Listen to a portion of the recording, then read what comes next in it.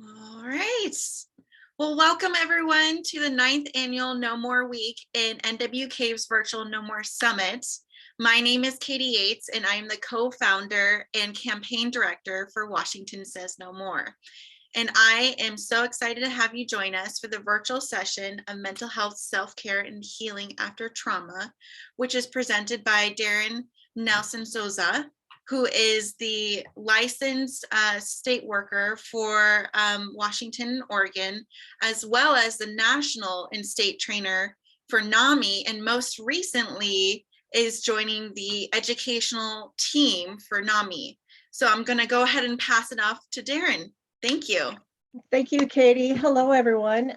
Like Katie said, I'm a licensed independent clinical social worker in Washington and Oregon, and I am one of the newest employees for NAMI National. So I'm really excited to be here today to talk to you about mental health, self-care, and healing after trauma.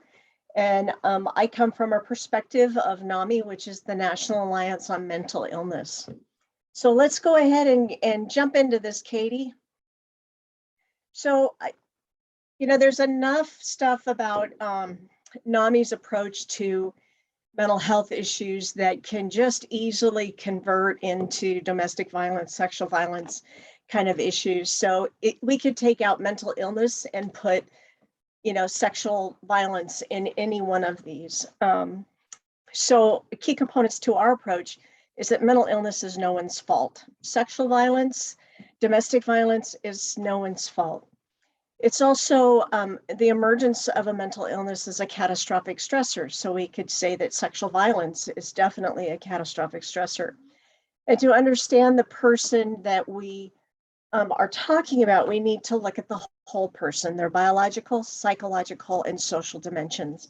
And then I want us to really think about that the best mental health care, the best care after sexual assault is collaborative. So we just want to think about that. And I'm going to say this a couple times through this process. It could be a very, very difficult time, but to think about the best time to plan for a crisis or a catastrophic stressor is not in the middle of the stressor. So as we go through this today, we'll talk a little bit more about this. Excuse me.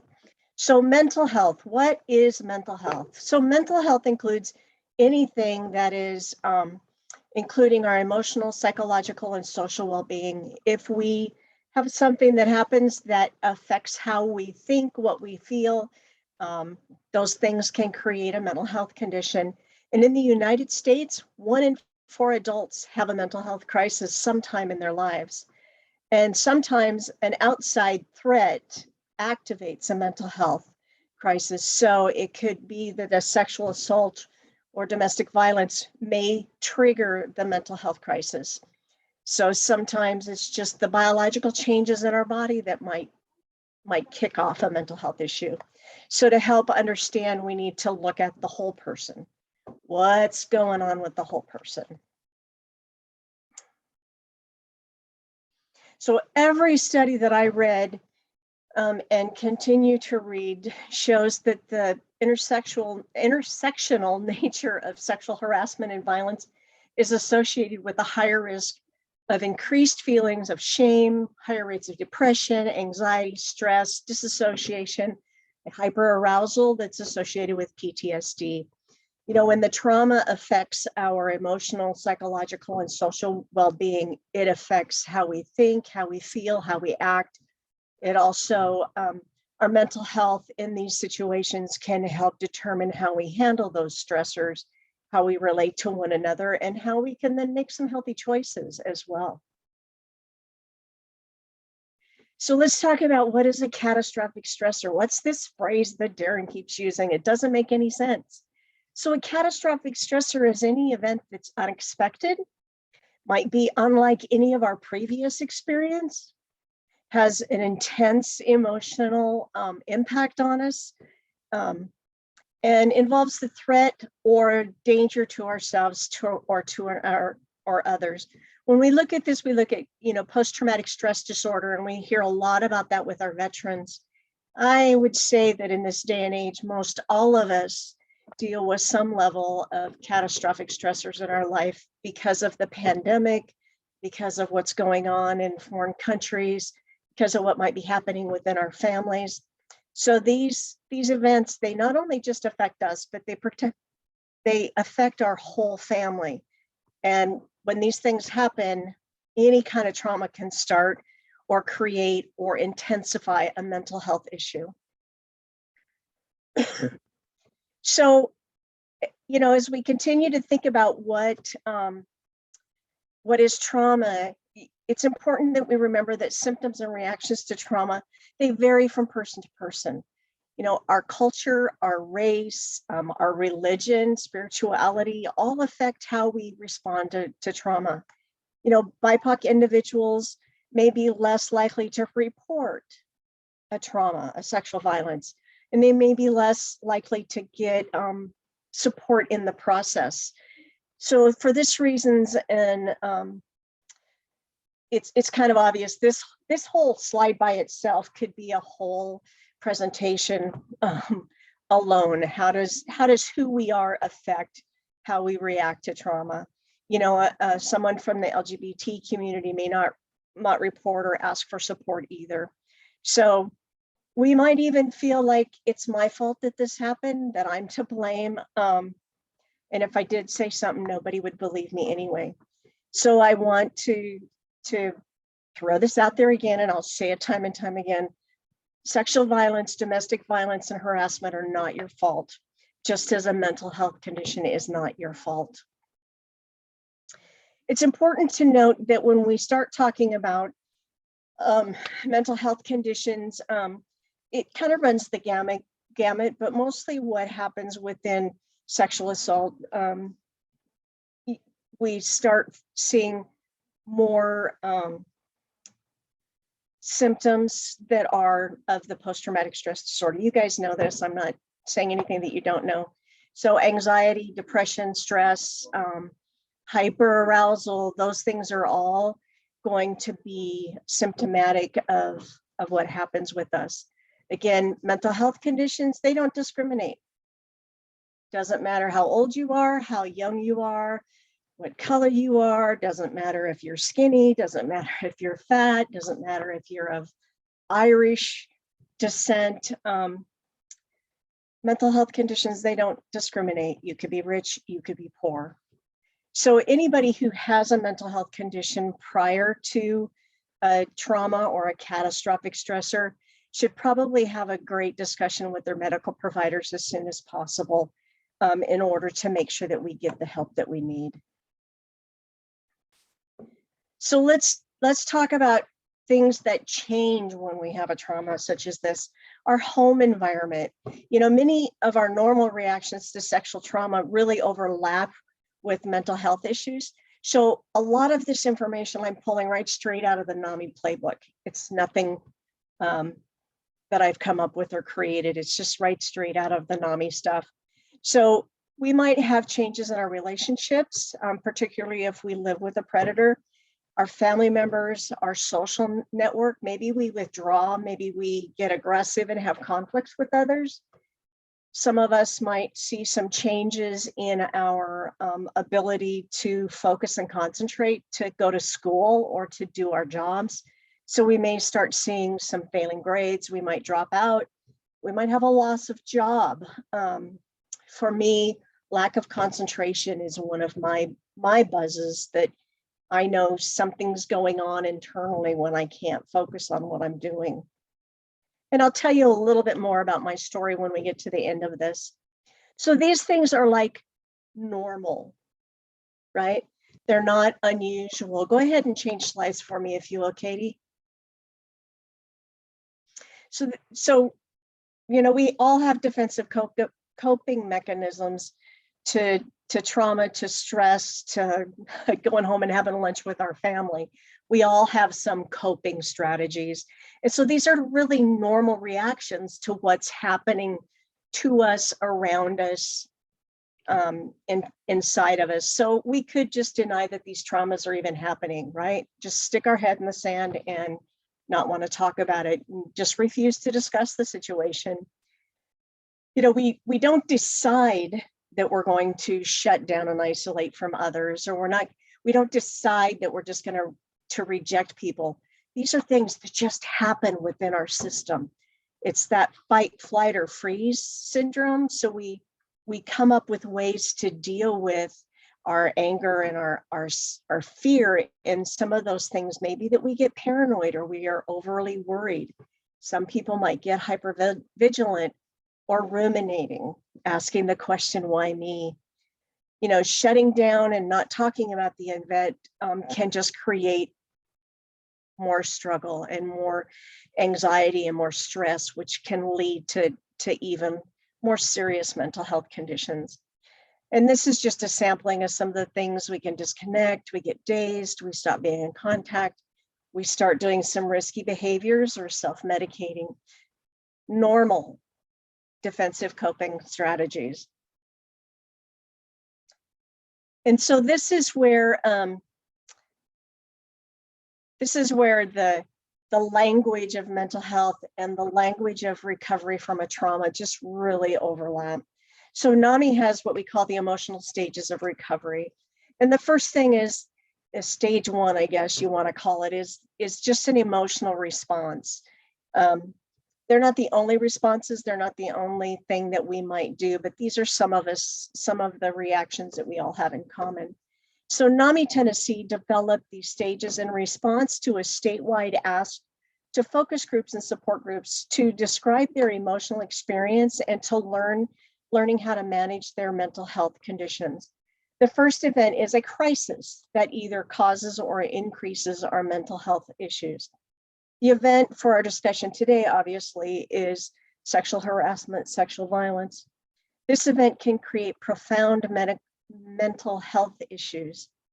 The normative emotional response would be found in a stage of withdrawal, feeling of vulnerability, maybe marked by a physical, emotional, mental, and spiritual exhaustion.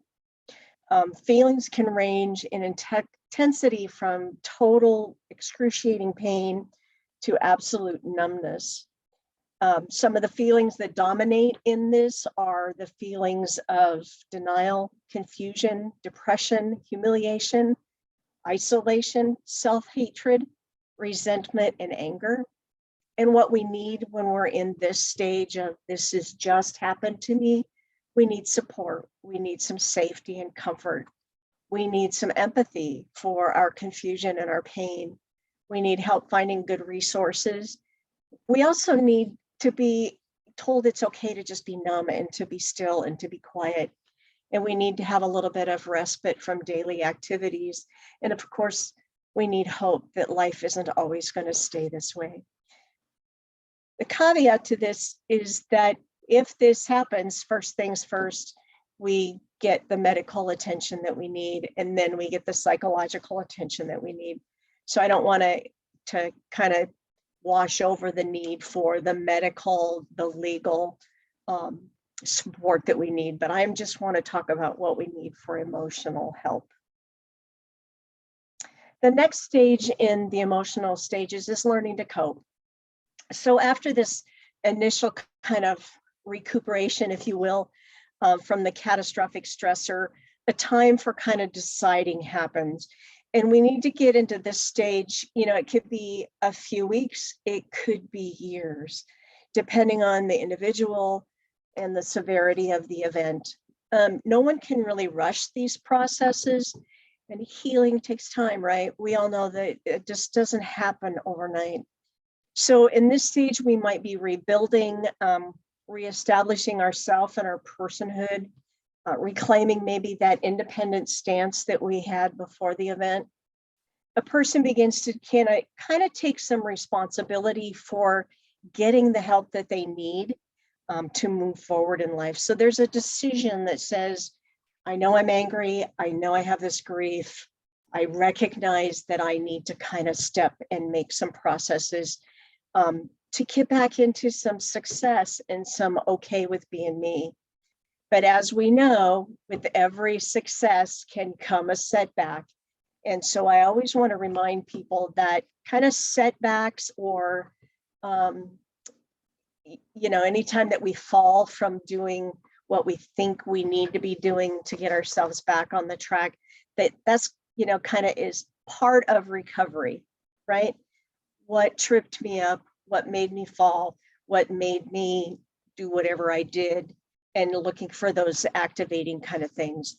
So we want to make sure that we are able to kind of contend with these wide mood swings around our emotions, from being really okay to being kind of freaked out to being kind of numb, and in that space in between. So we need to be able to express what we're feeling, to find some way to build some hope and to get some more education. Self-care is so important in recovering, in healing.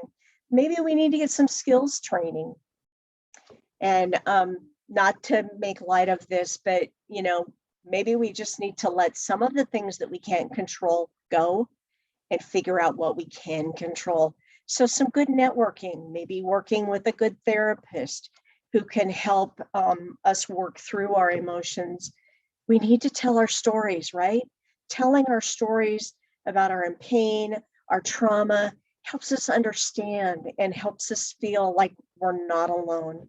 Sometimes we might need a mentor to help us figure out where we need to be headed. That's, not necessarily a therapist or a doctor, but maybe somebody older and wiser and more compassion towards us would be a good connection. And then as we get into this final stage, we move kind of towards advocacy, where we have this kind of awakening and understanding of who we are now, who we were, who we are now. We come to a place of acceptance for where we're at, and we can start getting into advocacy and some action. Being here today is advocacy and action. It helps us move forward in restoring our balance to our lives. We get some responsiveness from the system, and we find some meaning and empowerment that maybe we didn't feel like we had right after the catastrophic event. So emotions in this stage can be, just really loving ourselves again and having some appreciation for others, maybe some anger at injustice. Sometimes it's our anger that moves us into advocacy. So that's a good thing if we use that for moving us forward. But each stage in this process is not linear. We might feel like we're in advocacy, and maybe Katie and I are talking and she tells me something in her story that really activates something in me. And then I feel like I'm right back in stage one, where I'm full of fear and I want to withdraw from people, and I'm kind of freaked out again a little bit. So we need to honor that and know that this process of healing isn't a straight line. If it were a straight line and I could prescribe that straight line, I would be very wealthy, but I can't do that. We kind of go through these valleys and hills and pits, and sometimes we ride the wave and we're doing really great. So remember, experience makes us stronger.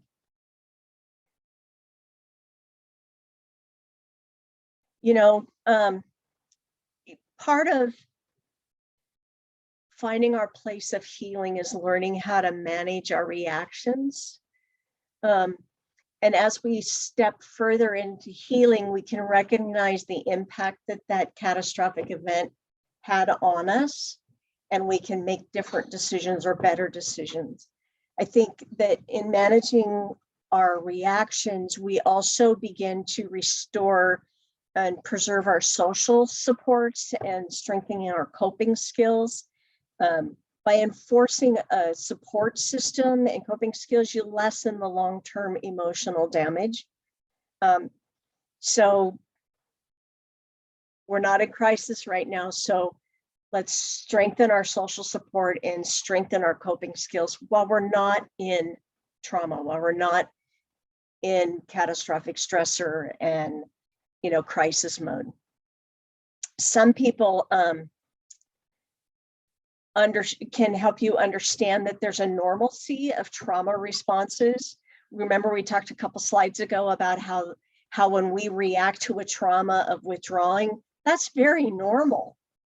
When we react to a trauma with maybe some heightened sense of fear, that's a normal normal trauma response. We all have those responses, not to mean or slight anybody who might have a harder time than someone else, but we all have these normal fight, flight, or freeze trauma responses.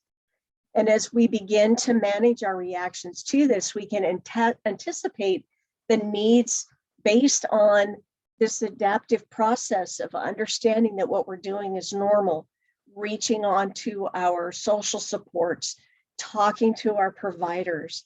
You know, you don't know what you need until you need it. So if you spend some time and recognize the impact of a catastrophic stressor or event on your life before you get there, it makes it a little easier to go through it. And if you are recognizing the impact that the catastrophic event had on your life now, what can you do next time? What can you do next time? And pretty soon, you have built this whole adaptation process that helps you manage your reactions and move further. This makes me think of, I have kind of a strange relationship with my mother, and I was always in this state of hyper-arousal around her because of my childhood and everything that went on. And as I began to understand that my responses were a little bit more normal towards her, that anybody in my position would respond to her probably in the same way,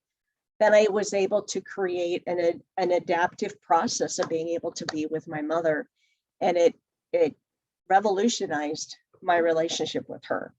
So just learning some new skills, anticipating what you need, and moving forward. And, you know, providers are great places to learn some of this information. So if you're working with a therapist or a doctor, talk to your supports, brainstorm about what you can do to come into a better managing reaction.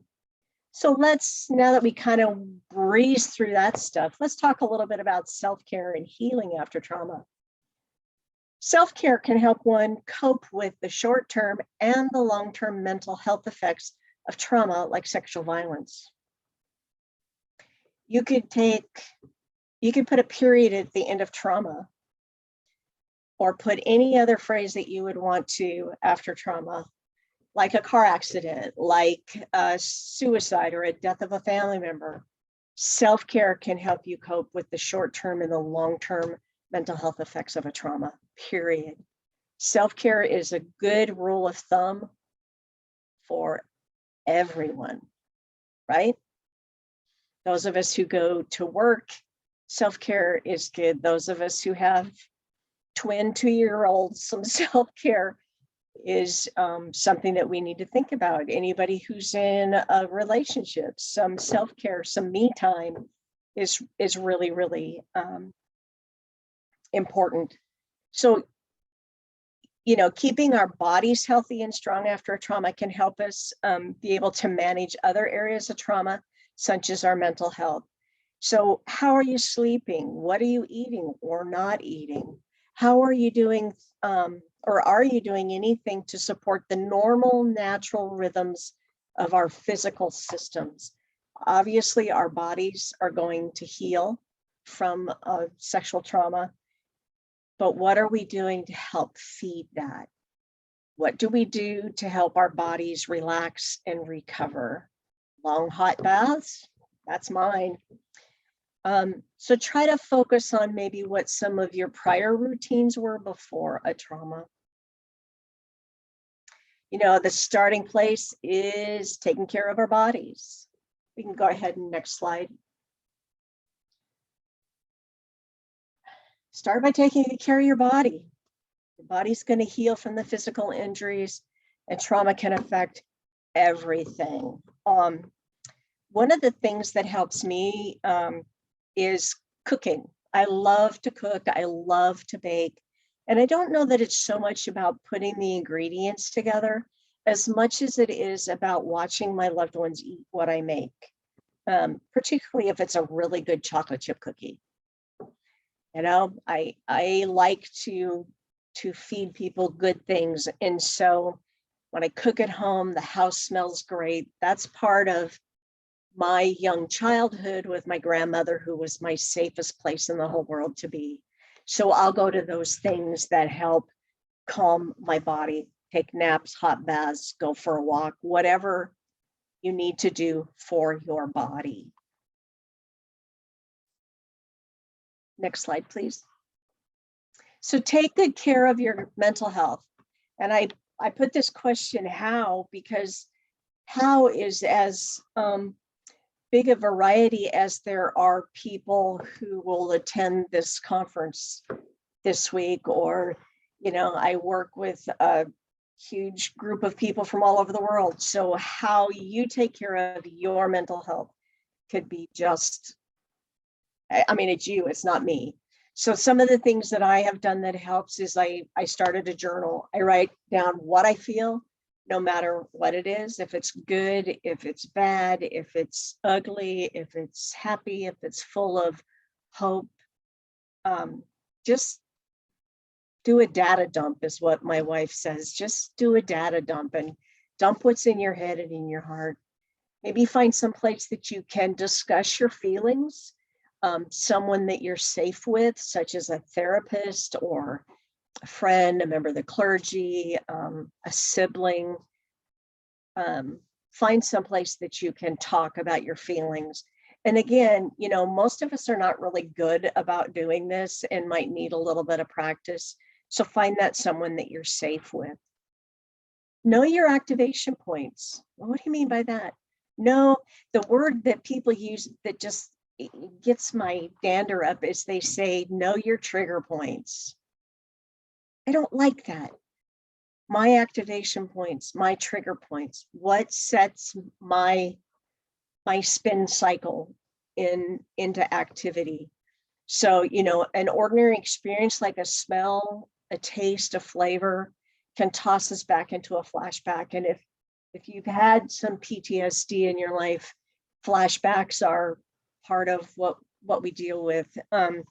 So make sure that you know what those points might be for you that activate your trauma. And address issues with emotions when they come up. I'm feeling depressed, I'm feeling suicidal, I'm feeling angry, I'm feeling like I just want to crawl in bed and pull the covers up over my head. Make sure that you talk about those and address those issues as they come up. These things are not easy to cope with. If anybody tells you just get over it, it's easy to get over with. They don't walk in your shoes and they don't know you. So know that these things take time. Find some good support. Do some self-care and some management of those emotions and those feelings as you feel them. This will all it just helps and aids with recovery. It's not a golden pill that you can take and it can make everything go away. It's about rebuilding and putting your life back in some kind of order after a catastrophic stressor. So take care of your bodies and then find a way to take care of your mental health. We all need it. Mental health, we all need good mental health. We're not always so good at taking care of it. There it is again. The best time to plan for a crisis is not in the middle of a crisis. Nobody ever plans for crisis to happen to them. Nobody ever plans for domestic violence to happen or sexual assault, harassment. But if you take a little bit of time to think about what you would do if that, I'm going to sneeze, I'm sorry, if that were going to happen to you, I'm going to sneeze, I know it. I'm sorry. Create a plan. Who are you going to call? What do you need to make sure that you're still safe? What do you need to have or do to help you find center again? A lot of times for individuals who have severe mental health conditions, they'll write a plan and put it someplace that they can find it, or a first responder would find it. It's not a safety plan, it's a crisis plan. But write it down, keep it updated, list contact people, friends, family, professionals, doctors, therapists, clergy, whomever you would want to be the first person to call. Many of us have, in case of emergency, numbers put in our cell phones. If you find me and I'm unconscious and my phone is nearby and you know it's my phone, first responders will look for an ICE number. A lot of times too, in a mental health crisis, first responders will be looking for a plan. Some people will take and put their whole history, medical, psychological, everything in a binder in a bag on the back of their front door. It's kind of like having a physician's order of life-sustaining treatment that you've kind of filled out, put on your refrigerator for first responders to see. So kind of come up with a plan, put those ICE numbers in your phone. And then I'm a social worker, so my big thing is tell people where you're going. You know, let people know what you're doing so that you've got kind of a safety net behind you. And that's all part of building this plan before it happens. We all create an emergency plan for if our house catches on fire or maybe an active shooter.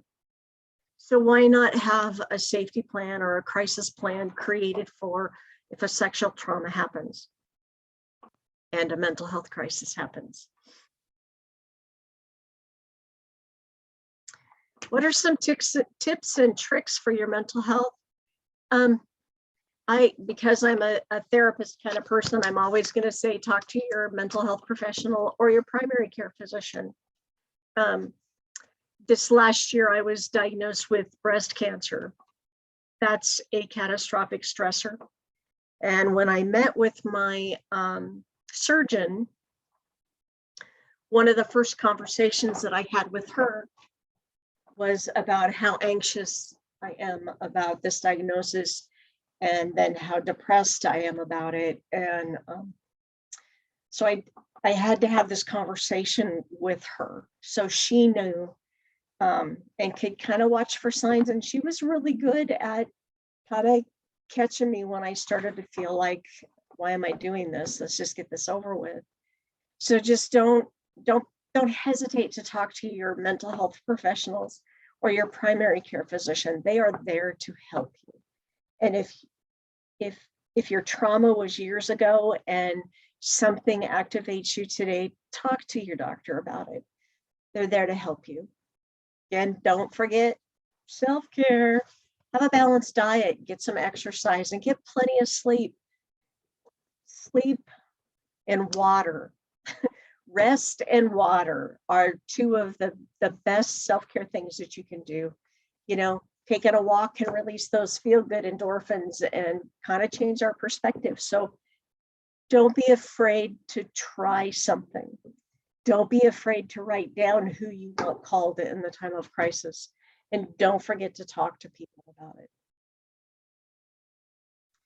So other activities, I just kind of threw these out there as some of the things that I kind of do. And then I found that, oh my goodness, there's some studies that can back up what I do. So calming activities, reading can reduce stress by up to 68%.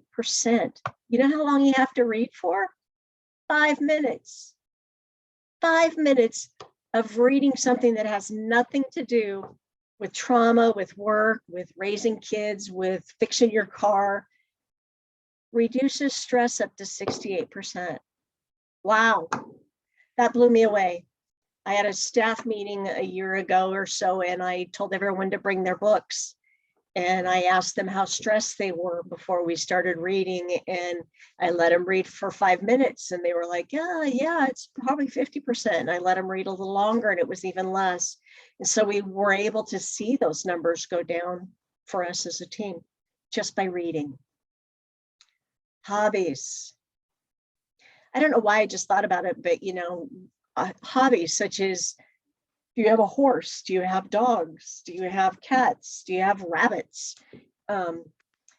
those kind of things can be habits or hobbies, especially when you're enjoying doing those with others. I tend to craft. That helps reduce my anxiety, improves my mood, and increases my happiness. Being creative is part of who we are as human beings, and that creativity can be counted cross-stitch painting, drawing, planting a garden, doing bonsai. We all have something that allows us to be creative. So find what makes you happy in your creativity. I'd also like to suggest that we join a support group or create a support group. I have a group of middle-aged older women who once a month we get together, and we don't talk every day. We don't hang out and have coffee every day. I see them once a month, and they're kind of like this little support group. And it really helps to reduce my loneliness and my stress. It helps me remember that I am connected to other human beings who have normal responses to traumas in life, just like I do. And by getting together with those folks, I'm able to share personal experiences and feelings, and it's safe.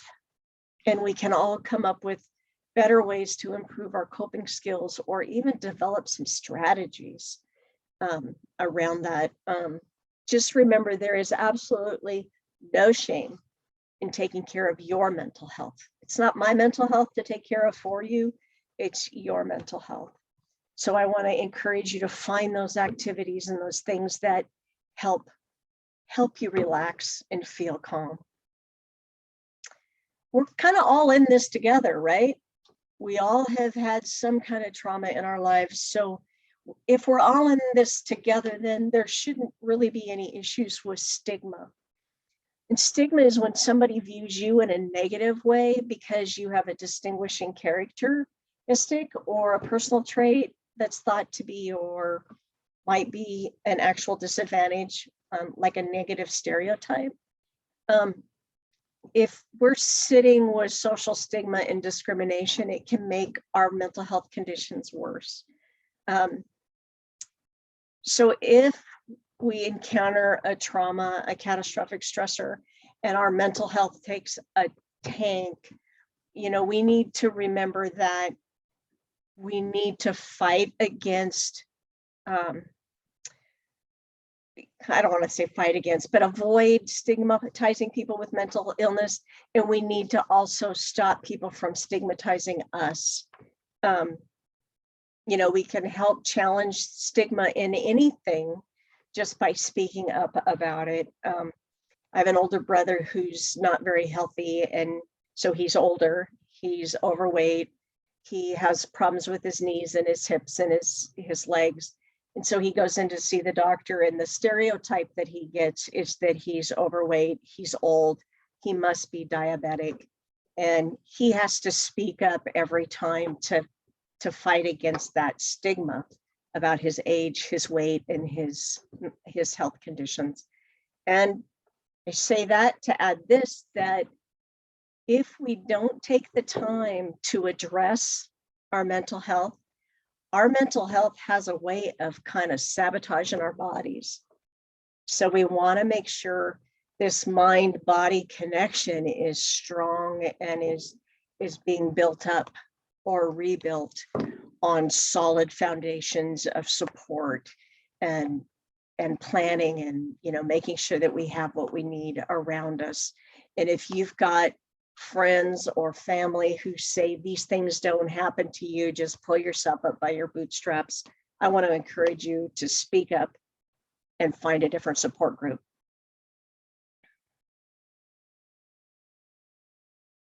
So my story, here's where we get kind of into it, like a ripple effect. First of all, I am a survivor of sexual assault, rape, and incest.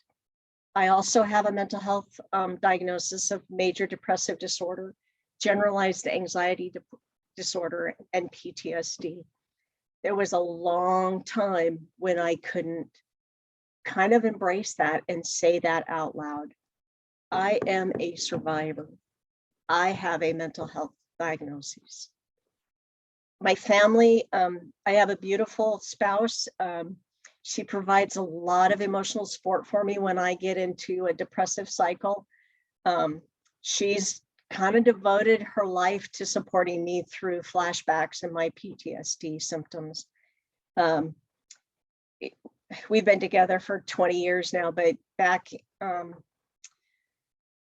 19 years ago, I had a flashback and she found me curled up in the bathroom, wedged kind of between the toilet and the bathtub.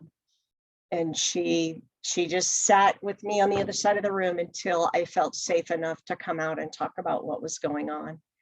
So she's, my mental health condition has a direct impact on her.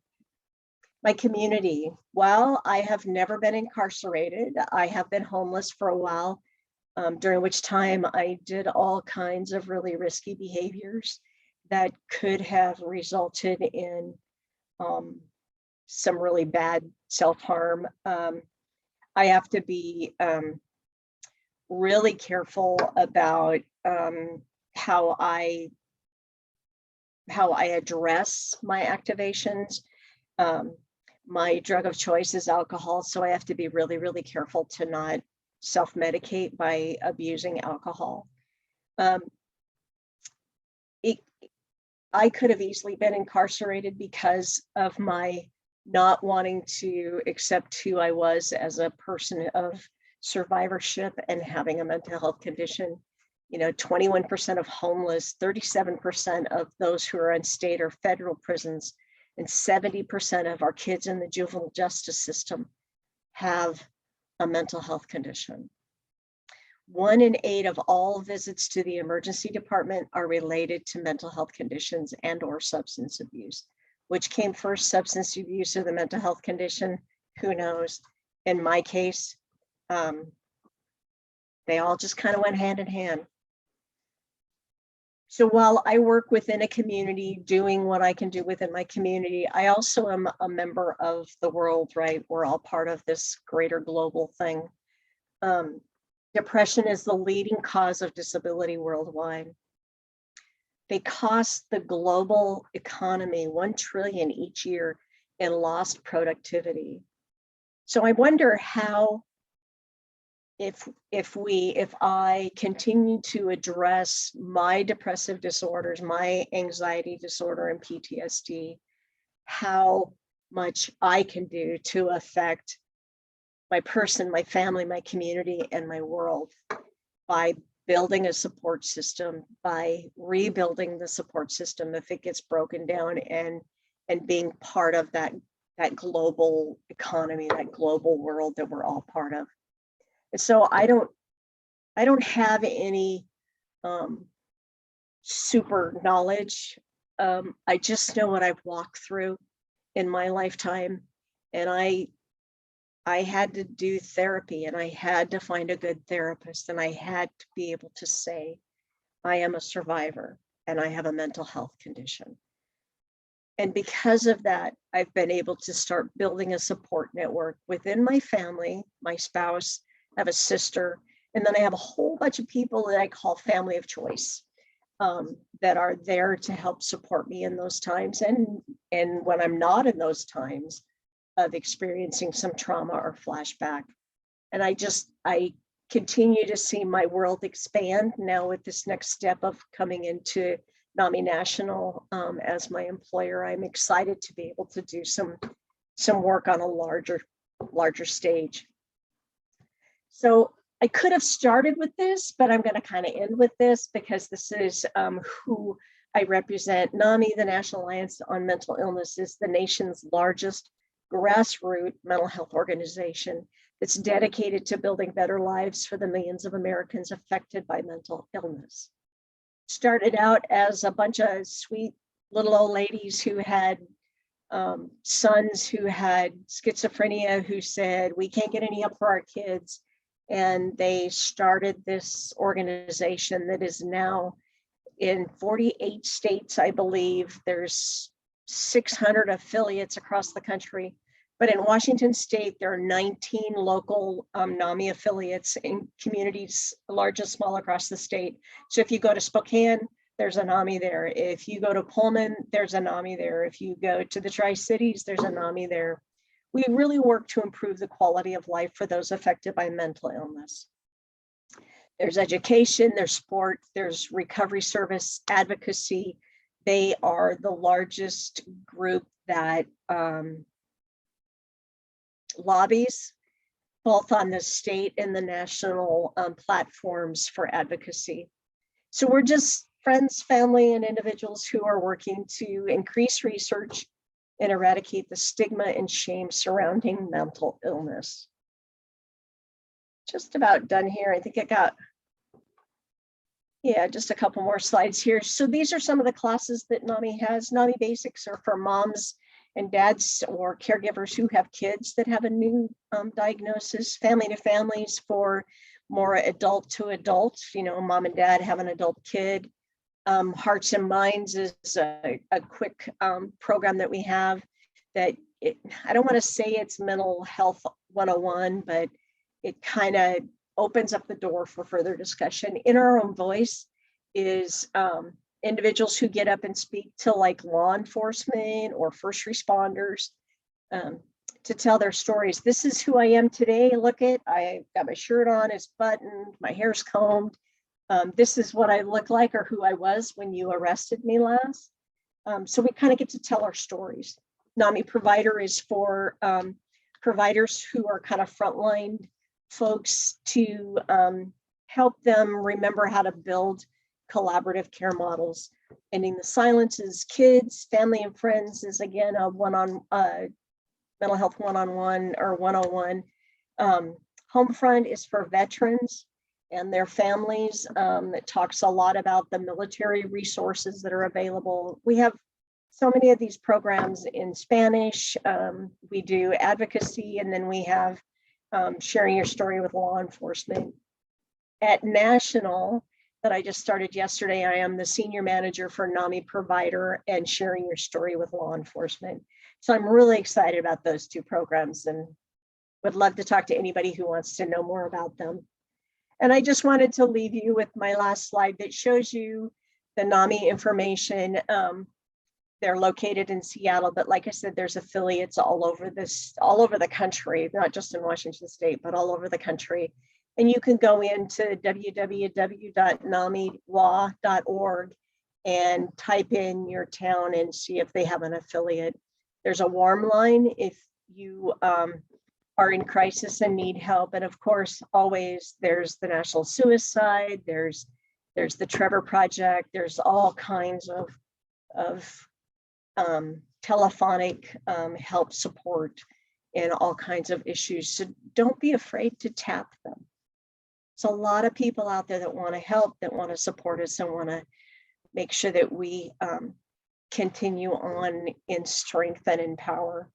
And I just want to say, I am so honored and grateful and thankful that this conference happens, that there are people talking about domestic violence, sexual assault, sexual violence, and harassment, because only when we speak up can we put an end to it.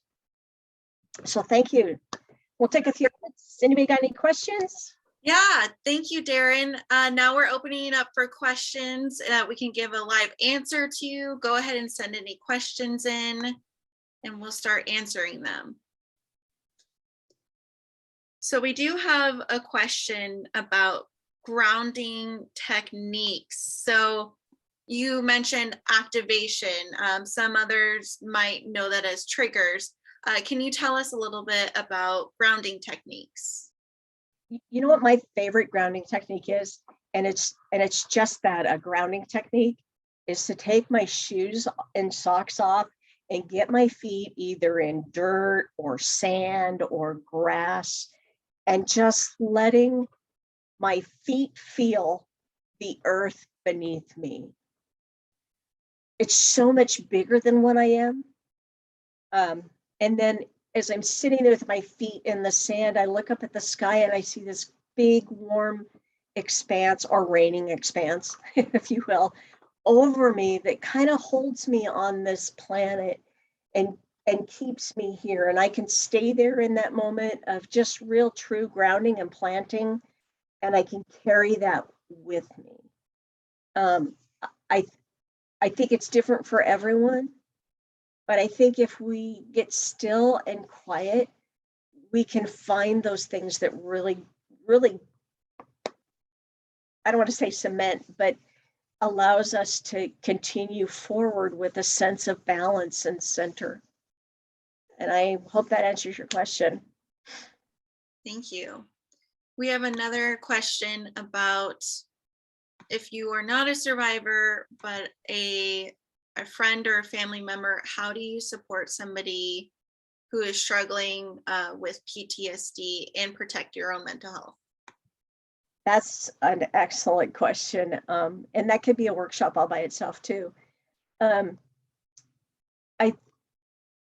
think sometimes for me, what helped me the most when I was in the midst of my crisis was having that support person who could sit and be still with me, whether I wanted to talk, whether I wanted to sleep, but just somebody to be in my house that I'm safe with, that will bring me a glass of water, that will bring me a sandwich, will, gradually encourage me to maybe get out of bed, maybe take a shower, and doing those one thing a day kind of things. PTSD isn't something that we can say today I'm not going to have any PTSD, right? We each kind of have to juggle that and balance that out.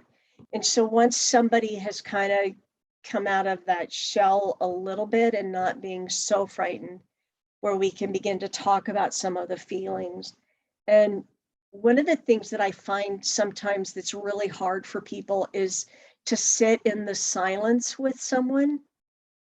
So if I say to you today, I'm really scared, I'm really frightened, can you sit with that with me until I'm ready to tell you what I'm frightened of? Can you be in that space where I say, I'm frightened, I don't want to go outside because blah, blah, blah, and then not try to fix it for me? Can you just sit in the silence and be still and know that eventually I'm going to try to work my way out of this, and I know that you'll be there when I get done? I think those are the big things that we can do for people, is not try to fix it, because in this day and age, how do we fix this, right? You talk to law enforcement, that's not necessarily going to be pretty, and that's not necessarily going to fix anything. You go to your medical doctor, they might be able to give you something that eventually is going to help with depression or anxiety, but it's not a quick fix pill. So that's not going to happen right away. We stand and we beat the drum and we point the finger at the person who hurt us. That's not necessarily going to make anything go away. So it just takes time. And if you're a caregiver for somebody who's really struggling with the PTSD, the fear, the withdrawal, the anxiety, the hyper-arousal, one, make sure that they're safe. Anybody who's in a hyper-arousal state shouldn't have access to guns, knives, pills, any of those things that can either create harm for themselves or for someone else. So you want to make sure that you have a safe environment, and just ride the waves. It's kind of like being with, I have a friend that has severe dementia, and she can't remember 5 minutes what you said to her. And for her to ask the same question over and over and over and over and over again, by the third time she asked the question, I could be yelling at her. But just being responsive in kindness and compassion, and then making sure that I have time when I've had to be around my friend, or I have some time to kind of unwind from that a little bit and get my center back. So if you're sitting with somebody who's in severe PTSD, you need to be able to walk away and recharge and replenish and do some journaling, do some painting, do some baking, something that's going to help you stay on your path. And then you can come back and you can help. You can't give water from an empty well. So keep your well full. That was great. That was really insightful. Do we have any other questions? We'll take one more. Are there any resources that are free from NAMI for anyone from trauma to sexual violence? All of the NAMI classes and everything are free. Where NAMI is focused on mental illness, they don't have a lot of sexual assault, sexual violence kind of paperwork or documentations or brochures, but certainly in everything that we touch, we talk about that mental health aspect. So everything is free of charge with NAMI. NAMI is able to do that by grants and gifts and donations from individuals. So if you want a class, you can go free and NAMI will present that free. So great. That's really helpful to know, because I know that's a barrier for a lot of people, that they can't seek a therapist because they don't have the financial means. So to know that NAMI can offer that for free is really amazing. As mentioned, Daryn, this is just NAMI Washington, but this is also international or nationally. And so you can go to NAMI.org to see all the different NAMIs throughout the nation, but specifically this is Washington listed above. Once again, I want to thank everyone who joined us, and Daryn, thank you so much, and congratulations on your new journey as well with NAMI. That is amazing. I want to remind everybody that this is today's last webinar, but we have more throughout the week. Tomorrow is with Strong Hearts Native Helpline. We also have, ending the week on Saturday for No More Week, a live pre-recorded event for the No More Summit, where Grammy nominated artist Mary Lambert will be sharing her survivor story and performing as well. So make sure to go to our nonprofit National Women Coalitions Against Violence and Exploitation's Facebook, 12 p.m. Pacific Standard Time this Saturday to see that event. Once again, I want to thank everybody for joining us, and please take care of yourselves. Self-care, ground yourself after this if you feel activated, but together we can say no more to domestic violence and sexual assault. Thank you, everyone, and take care. thank you.